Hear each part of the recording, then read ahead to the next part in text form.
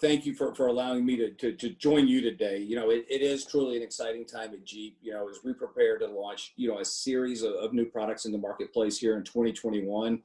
I love starting with the slide because here are our core values. And really, this is embedded in everything that we do, all the products that we build, and really how we look through the future. I mean, our job is to stay true to these core values and really connect with our customers. And this really guides us in everything we do. So these new product offerings that we have here today, I think represent a significant step forward and truly revolutionary, not just for the Jeep brand, but I think the automotive landscape for a number of reasons. So before we get into that, 2021 is a significant milestone for the Jeep brand. Next page, please. A significant milestone because 2021 is the 80th anniversary. And of course, we will spend time with our fans, our owner base, celebrating 8 decades of 4x4 leadership. But really, this is all about looking forward to the next 80 years and what is going to define and how do we shape the Jeep brand to continue to be a leader in this space and in the 4x4 and the SUV category. So with that, let's dive into some of the new products that are coming out in 2021. And we'll begin with truly something that I absolutely agree that is revolutionary, and that's the all-new Wrangler 4xe. This marks a significant milestone, I think, for the Jeep brand as we launch the first plug-in hybrid Jeep in North America, and we do it with our icon. I mean, here it is, the Wrangler, the icon of the Jeep brand, but and it's the first plug-in hybrid for the North America market.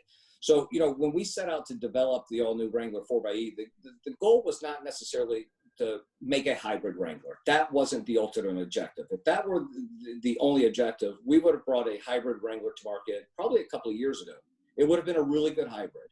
It would not have been a really good Wrangler.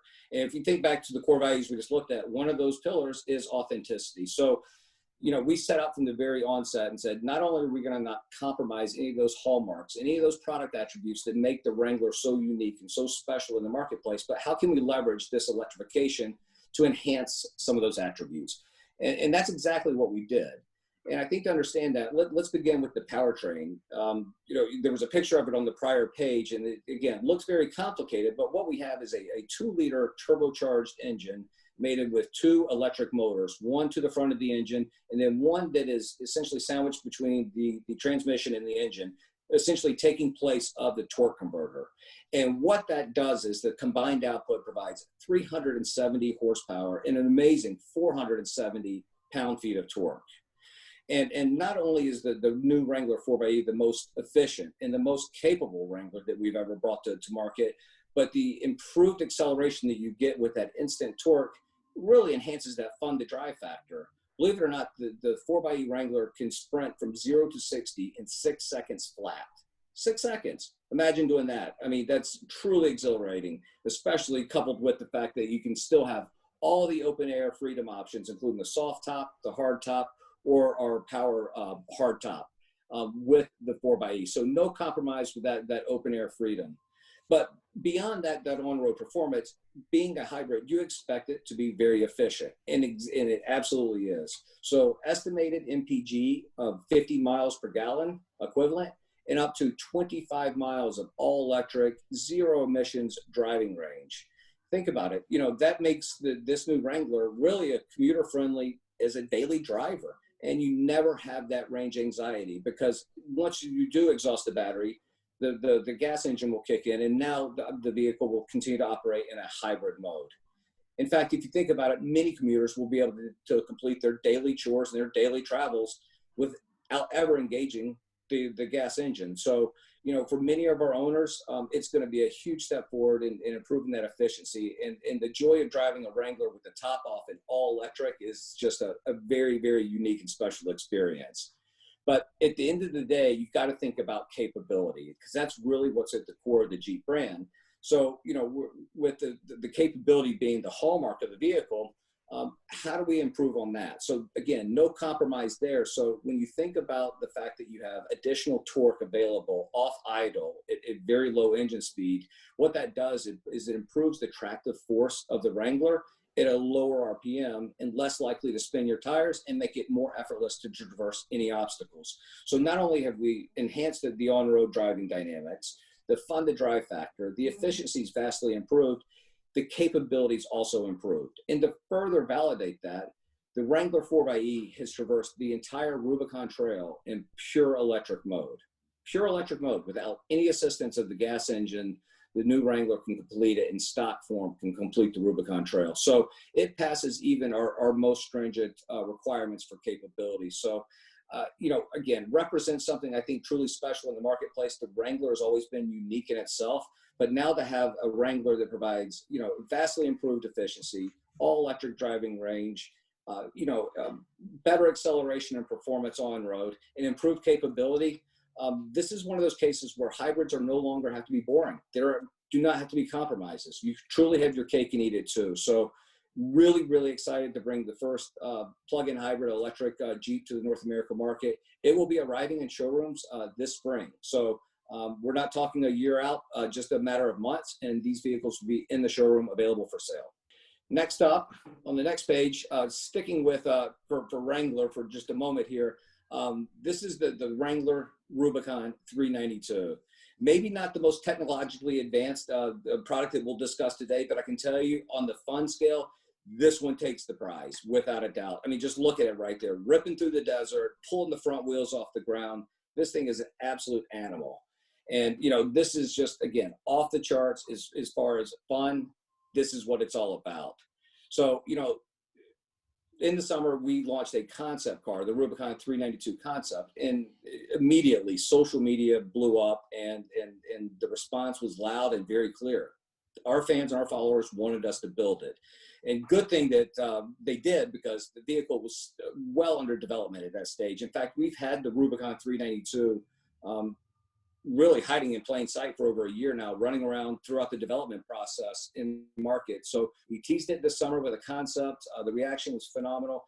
And again, building on that capability, building on the performance, and building on that heritage of what Wrangler represents in the marketplace, this is just another powertrain product offering that really just solidifies the ultimate in capability. You know, the last time we had a V8 in a Jeep, it was 1981 CJ, 304 cubic inches. So we've improved upon that significantly. The 392 is now the quickest and most powerful Jeep Wrangler that we've ever built. Look at the performance figures are absolutely astonishing. Could you imagine that? 0 to 60 in a Jeep Wrangler in 4.5 seconds. It can complete the quarter mile in 13 seconds flat. It is an absolute rocket ship on the road, but don't be fooled. Off-road, of course, this thing is an absolute animal with 470 pound-feet of torque paired with 373 gears. You've got gobs of torque. You've got the great exhaust. This is just an absolutely exhilarating experience that, you know, many of our owners have been doing engine swaps for years. Now they can get the vehicle from the factory with a warranty that's been properly engineered to perform the way our engineers expect it to perform. So super excited to bring the 392, and a lot like the Wrangler 4xe, the 392 will be arriving in showrooms this spring. So for our next product, if we could, let's go to the next page. I want to talk a little bit about the Grand Wagoneer concepts. The Grand Wagoneer really is something special. This represents the rebirth of the premium American iconic SUV that will be in market later this year. So what I'll do today is give you some of the highlights of the concept and what you can look forward to in the production version of the Wagoneer and the Grand Wagoneer. First, a little bit of history. As many of you may or may not know, the Wagoneer was first introduced in 1962 as a 1963 model year, and even then quickly became recognized as a premium SUV in its time. In fact, one of the hallmarks of it, it was the first four-wheel drive vehicle you could get with an automatic transmission. And in 1962, well, that was an advanced technology feature. Well, today in 2021, technology has come a long way, and so has the concept. So there's no question that, you know, where it represented in the marketplace from 1962 all the way through the 80s to that Grand Wagoneer that we all know and remember with the wood paneling on it. Again, a very premium SUV at the time with unmatched Jeep quality and capability. But then in the 80s, you had a full leather interior, standard air conditioning, power steering, AM/FM cassette radio, really making it the gold standard of what a premium SUV was in the 80s. So as we look forward to what is the modern interpretation of the Jeep Grand Wagoneer, there's no question that we have set very high expectations for ourselves. So this modern interpretation is absolutely packed with advanced safety, technology features, and premium design cues. They're not just beautiful to look at, but they're very luxurious to touch. And the level of craftsmanship in the interior, I think, is unsurpassed with anything in the market. You can get a view of the interior right there, but beautifully integrated. In the front row alone, there are 45 inches of digital screens. For the driver, you have the center stack, the lower portion, but you also notice that the passenger screen has their own dedicated screen where they can stream their own video. They could also help the driver and look up directions, take that information, swipe it over to the center stack. So it's not just purely about entertainment, but it's making the driving experience not just more enjoyable, but easier on the passengers and the driver alike. So the second row of the Grand Wagoneer, much like the first row, is first class. The second row itself also contains over 30 inches of screens for the rear passengers. So they're dedicated monitors, they're dedicated HVAC controls, all at their fingertips. So the Grand Wagoneer is really going to set what is the premium of American SUVs. But let's move on to what is the latest news within the lineup. The Grand Cherokee is arguably the flagship of the Jeep brand. And with the introduction of the Grand Cherokee L, clearly we're expanding a new space with a 3-row offering of the Grand Cherokee. This is an all-new architecture, all-new interior, continue to have 3 ultra-capable 4x4 systems with unmatched capability, but coupled with superior on-road refinement plus premium styling and craftsmanship. Stunning exterior design that's unmistakable Jeep, but very distinctive in the marketplace. We'll start with the capability part of it because, again, at the core, that's what all Jeeps need to be, is the capability and best in class. So the Grand Cherokee L will still feature 3 4x4 systems, the QuadraTrack 1, QuadraTrack 2, and the Quadra Drive, with the class exclusive Quadra-Lift air suspension, now with electronic dampening that not only improves the capability in the off-road and the ground clearance, but also the on-road driving dynamics for a much more refined ride. As far as the powertrain offering, 2 proven powertrains. The standard powertrain is the 3.6 liter V6 rated at 290 horsepower. And for those individuals that need a little more power, they can opt for the 5.7 liter Hemi V8 rated at 357 horsepower and providing best in class towing of 7,200 pounds. Another key advancement for the Grand Cherokee L is obviously the technology and the safety story that we have here. So one of these new safety features that we have is an active driver assist. It's essentially level 2 autonomy. So it's hands on the wheel, eyes on the road, but it's using lane centering technology and adaptive cruise to where the driver can relax a little bit and let the vehicle take over some of that hard working and tiring, stressful driving. In addition to that, new technology features such as a night vision camera is available on the new Grand Cherokee. Uses thermographic technology to extend well beyond the reach of the headlights to detect both pedestrians or animals up to 220 yards away. So, safety technology will continue to be a theme for the Grand Cherokee.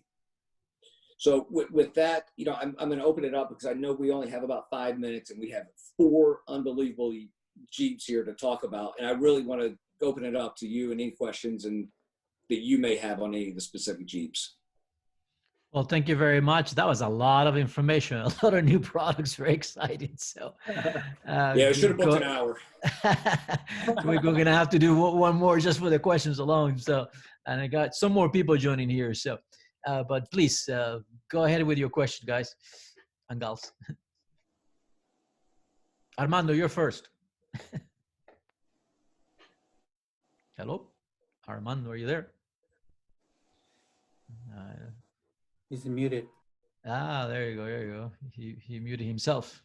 Well, Gil, go ahead with your question. I have a question. I'm ready if you want. Perfect. Yes.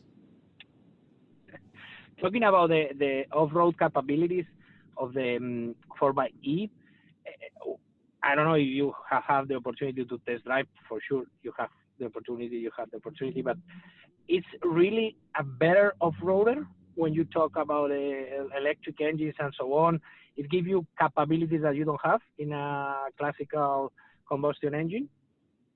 Yeah, it's amazing. So, and even with high voltage electrification, you would think, wow, what is it like to traverse 2 feet of water? Don't worry, you can still traverse 2 feet of water in the 4xe Wrangler, no problem. But yeah, to answer your specific question, the capability's been enhanced because what the electric motor allows you to do is apply a lot more torque right off of idle. So at 1,300 RPMs, you're now putting over 400 pound-feet of torque through the tires, whereas before, with just made it to the gas engine, you needed much more RPM to achieve that same level of power. So you have more tractive force at lower RPMs, less likely you'll spin the tires, and the easier it is for the 4xe to traverse these obstacles. I guess JC stole my question. I was gonna ask that. Do they have like an option to, let's say I'm driving to an off-road place, right? Can I drive it in the gas and save the electric for the off-road? Yeah, that's a great question because, we want to give the owners the ability to be able to manage the power reserve that they have. So there's 3 distinct drive modes. You can leave it. The default mode is hybrid. And that way the vehicle will figure out, how do I optimize for the best efficiency? Then you have pure electric. So when you want to go in pure silent, don't want the gas engine to assist in any way, you can go pure electric. And then the third option is exactly what you described. You're heading out for the trails, but on the way there, you want to save the battery to do the off-roading piece in electric. You can put it e-save mode to preserve your battery. So when you get to the trailhead, put it in pure E mode and just carry on throughout the day and do your 20 plus miles of off-roading in pure silent electric mode. Okay. Good question. This package, is it the same that is being used in the Renegade in Europe? No, this is a completely unique package developed for the Wrangler. Okay, thank you. I can drive it. I don't know if we have a new date for the driving. It's been canceled twice. I'll let PR answer that one. Okay. Good question. We're working around these COVID restrictions, so we're not giving up though. We're not giving up. I promise you. Okay, it's gonna be right here in Austin, and I will drive there. That's barbecue in town, sure. Okay, quick question. I'm sorry. Yeah, I wanted to ask you about the CO2 levels. The CO2 emissions, because that would be one of the main targets of the plug-in hybrid powertrain. So how does it compare CO2 wise to the V6 and the 2-liter regular turbo? And if you can provide the MPGs, the mileage figures, how's it compare? Sure. So we're waiting on final approval for the EPA figures. So we don't have those finalized yet, just estimates. So we'll wait till those get finalized. We expect those literally any day now to get those finalized. As far as the CO2, I would have to go back and look as far as, I'm assuming you're looking at grams per mile? Yeah, exactly. Because of course that would be the intended main benefit of this powertrain. Yeah, no, I can tell you that it's I don't have the exact figures. I'll have to come back but I can tell you that it's significantly reduction in CO2 emissions versus the traditional ICE versions. Yes. Perfect. And the battery size? 17.1 kilowatt hours. Okay, so if you could elaborate on the recharge time, please. Yeah, so level 2 charger. I think I'll have to confirm this, and Kristen will keep me honest, is 2 hours. Level 1, which is your standard 12 volt, right, home outlet, it would take overnight. It would take 12 to 14 hours to charge it on a regular standard outlet. Perfect, thank you. I guess my question is there a specific goal in terms of reaching out to the Latino market for you guys with this new year? Well, I think that's always been a goal is to expand our audience and our owner base. I look at that opening slide and I look at freedom, authenticity, adventure, and passion. For me and my job, really, I look at consumers. Everyone has a little bit of that Jeep spirit in them. Everyone does. It's my job to bring it out. We all have that sense of passion. We all have that sense of adventure. We all want that freedom. Our job is to deliver products that help people realize those dreams. So those passions is something that we share. And I think that if even if you follow us on social media, you know, a lot of our content is user generated. So those passions of all types across the globe, it's amazing that level of passion. So I think that Jeep is probably one of the most inclusive brands of anyone, automotive or otherwise, on the planet, and just think that, yeah, I mean, we are always looking to broaden our appeal, and certainly think that these new products will do that. With this $10 billion, you know, investment in the future, I'm sure we're going to see a progression, you know, on you know, hybrids and electric vehicles. But is it going to be the Wrangler is going to be always the leader in those changes, or are we going to see all of a sudden, you know, all your model line, you know, coming with hybrids at the same time? Well, you know, our commitment is to electrify the entire lineup. Eventually, every single Jeep will have an electrified version available in the marketplace. And it just felt appropriate to lead with really what was the icon of the brand, and to you know, again, not to compromise it in any way. And that's why the development was so tedious, and the process was, internally, we really had to ensure that we delivered on the customer promise part of it. And not really cut any corners. But electrification is clearly in the future. The great news is that it not only improves the efficiency side of it with a significant reduction in CO2, but our engineers have found a way to apply it in a way that it improves the capability. So yeah, I think that we, like a lot of our owners, will begin to embrace electrification as something that enhances that experience. Now, going to the other side of the spectrum, does the Hellcat engine fit on that engine bay of the Wrangler? Can you shoehorn it, or it's too tight? You know, there's plenty of people that have done it already, that are doing it. We have no plans to try and shoehorn it in. The 392 is, I can tell you, I've driven all of our crazy Hellcat cars and Jeeps and everything else. The 392 Wrangler is more exhilarating than anything else in the lineup. If you, with the top down, and you nail that thing, it's absolutely nuts. I mean, the smile on your face it's unbelievable. Truly the most exhilarating thing you can experience. So to be able to share that with you guys is going to be so much fun. Again, I mean, that's what it's about. It's about fun. It's about putting a smile on your face. That's what the Jeep brand truly is at its core. That community, having fun, and that's why these vehicles are coming to market. I would like to see a pure electric Jeep. I don't know if that's going to be possible, but I'm not you know, burning gas. Let's put it out. Well, one of the concepts that we recently debuted, if you look at Jeep.com, we put up a new page just in the last week talking about the future of Jeep, and on there is a full BEV Wrangler concept that's there. So you're not too far off the mark. You're not far off the mark at all. You guys can hear me? Yes. Hi, Scott. I have a question for you in regards to safety. I know there's some concern regarding the batteries, the battery position, and the risk of puncturing the batteries. Can you elaborate a little bit of how you guys are looking at the batteries and all the safety shields that you put in place? Yeah, and so I can speak to the Wrangler specifically, and unlike many plug-in hybrids where the battery is put between either the frame rails or somewhere near the fuel tank is commonplace for ballast and weight, the battery in the Wrangler 4xe is actually housed under the rear seat. So on the second row in the rear seat, when you lift it up, that's where we've housed the battery pack. So you have not only full body armor, but you have the drive line protecting anything from puncturing the battery pack. So all the side reinforcements, airbags, everything else is around it, of course, on the sides, but underneath there's virtually no threat or possibility of that happening. Now, going back to the battery, one issue that's becoming more common, you know, is a theft of hybrid batteries. So is there any kind of protection, you know, to deter the theft? And, you know, when they cut the harness, it can be a real mess.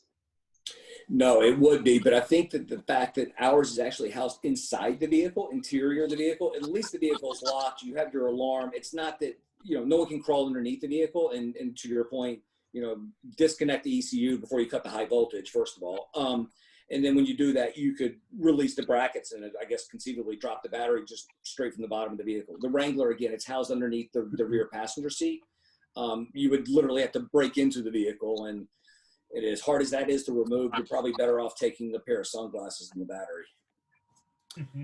Will the 4E be available in other parts of the world? Is it a global vehicle? Yes, absolutely. It is a global program, and yes, it will be sold across the globe. Yes, sir. When did they start arriving in dealerships? This spring. So we're literally just a few months away from the vehicle being in market and in showrooms and available for purchase.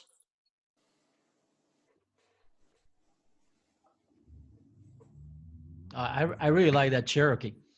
That's The new Grand Cherokee. Yeah, that's a very elegant. I mean, the design. And that's, you know, the Jeeps not only have to be distinctive. Yes, they have 7-slot grills, but even from a side profile, let alone the front, you know it's a Jeep. It's very different than anything on the market. And let's face it, it's a big departure from the current Grand Cherokee that's in market today, but you still instantly recognize it as a Jeep. And to your point, you know, that was one of the big keys is, you know, the designers, they push the wheels out to the furthest edges. So we've moved them out about 20 mils. So you've got a much broader stance. Now with that new grille, that when the wraparound headlights, you've got that really almost stately kind of stance and appearance to the vehicle. Very premium, yes. Very nice. Great job on the Grand Wagoneer. Sorry, can you talk a little more about that? Is it, you know, how is the reception on that from what you guys have, any kind of studies you've done? I'm sorry, which vehicle, the Wagoneer? On the Grand Wagoneer, yes. Yeah, I can tell you that the early response to the concept that we looked at just a moment ago and that we showed this summer has been overwhelmingly positive. So we've had a tremendous amount of inquiries and hand raisers, and very, very, very soon we'll be showing the production version. And those details will come out, and yeah, really, really excited. I mean, there's a lot of people that have fond memories and knew someone that owned a Wagoneer, or maybe lucky enough to actually own one or have one in the family. And it really, again, was the benchmark of what is a large premium SUV, and the concept really embodied all that advanced technology and safety that's going to really, I think, be the new benchmark again in that segment. Thank you. I'm very excited about the Wagoneer because of the screens. I've been saying for years, more screen, the better. I was telling this actually to Chris Benjamin, you know, put more screens inside. Cool. But apparently people still like physical buttons, but I'm up for the screen, you know, more screens.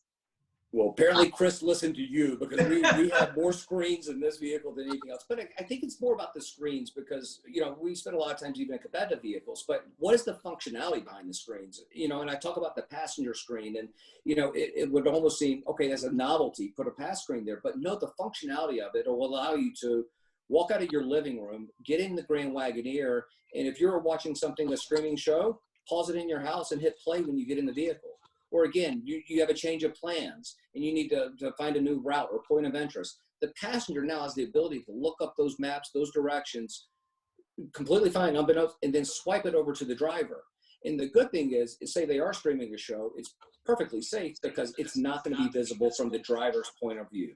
I was going to ask you if there's any legal limitation for the passenger to have a screen. No, from the angle that they're sitting at, that screen is not visible to them. Not visible. Okay.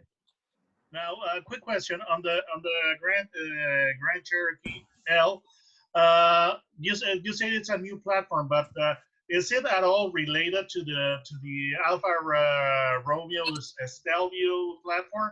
And number two, there is I hear that there's a Compass with 3 rows of seats coming up in Brazil. Is that at all planned for North America? First, the first question. Talk future products, so be careful there. Yeah, no, I'm not good. Yeah, but as far as the platform, no, that platform is an all new platform. It's dedicated to the Grand Cherokee. It was designed, developed, and engineered, and it was designed and with the Grand Cherokee and the capabilities that the Jeep needed in mind. So, dedicated, all new platform and chassis. I'm sorry, Christine, I didn't hear you. I'm sorry, I didn't hear Christine's response to the Compass 3-row. Oh, the standard no comment on future product. Okay, perfect. Thank you. Sorry. what is the change in terms of price related to the actual models? On which vehicle? I'm sorry. The Rubicon. The 4xe or the 392? The 392. We haven't announced. 392 pricing. Have not announced yet. Okay, not announced yet. I didn't think it was. I get my dates mixed up. Yeah. Great job, Kristen. We're a couple of weeks. Yeah, thanks. You really saved me there. We're a couple of weeks out, I think, Kristen, right? Yeah, we've got some stuff coming up. We'll make sure you guys get the news. There's some coming. Yeah. Okay. Thanks. If there is another question for Scott before we jump into the SRT, maybe we have one quick last question for Scott, or not? How's your Gladiator doing? There you go. Phenomenal, outstanding. I mean, we just, it continues to surpass our expectations every month. It continues to do better. The reception in the market's been outstanding, and I think even more importantly than that, if I think about, Gladiator's been in market now for a little over a year and a half. Wrangler sales, we have set 5 consecutive retail sales records for Wrangler while growing our Gladiator business. So I think that it's played into the showroom and the lineup and fit in perfectly, and couldn't be any happier at this moment. Yeah, that market is growing more and more. With, it's crazy, yeah. Ranger, and there was the need for it. So good job. Absolutely, good timing. Yeah, we're probably more lucky than good timing, but yeah, I'll take it. Thank you very much, Scott.